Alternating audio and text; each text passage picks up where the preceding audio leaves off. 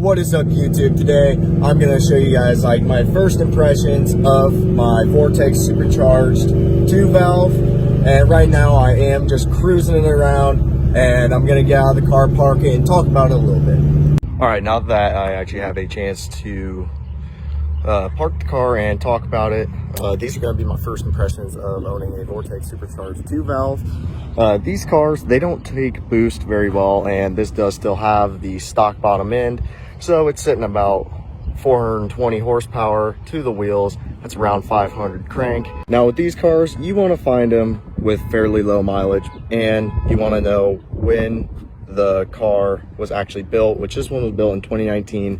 Not too bad. The Vortex is holding up pretty darn well. It's sitting about 12 pounds of boost at the moment. And another thing you want to do is get some big meaty tires. These are 315s and they hook super well. I barely ever spin out on a dig. Now, another thing with these cars, you're going to want a better clutch, which this thing has a McLeod street clutch along with a lightweight flywheel. No, once you start hitting around the 430 horsepower mark, probably a lot less, your clutch is going to start slipping, so you're going to want a beefier clutch in these cars.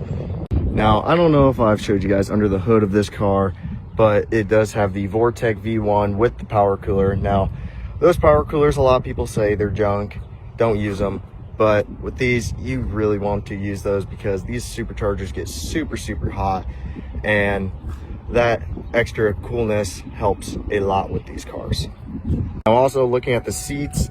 These ones are pretty darn meant for this age of a car, and also these seats really like to crack super bad. You really want to find one with really nice seats along with the low miles like I was talking about earlier in this video. Another thing with the interior, like these steering wheels as well, they get super crappy. That thing is super mint. And then back to the intercooler setup. I have antifreeze in here right now, but you would want, I'm pretty sure it's called like ice blue or something blue, that actually cools a little better, and you can gain a couple horsepower just out of that, and it'll also help your Vortex keep a lot cooler. When you're looking for one of these cars, you want to find one probably around 420 or less horsepower, because once you go over that mark, they get less streetable and they like to blow up a lot easier. Now, the reason why they like to blow up is because they do have powdered rods. I've seen so many people blow up their cars just because of those powdered rods. They will just send right through the block. All right, now a little walk around of the car. If your supercharger, or if you're going to look at one of these cars and your supercharger sounds like a little clickety-clackety, do not get it.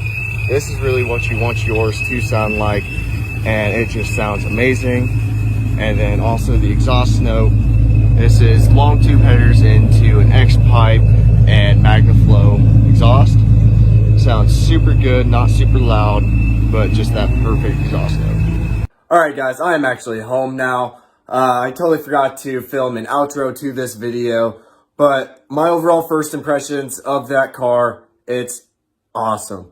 I would totally recommend to go out, spend the money, buy yourself one, buy maybe already built one. They are amazing cars and they handle pretty well, but when you start hitting that 420, 450 horsepower mark, like I said, they do, like, the reliability kind of goes down, but they're still super fun street cars. I know if you build one, you can squeeze a lot more power out of it, but yeah, I totally recommend that.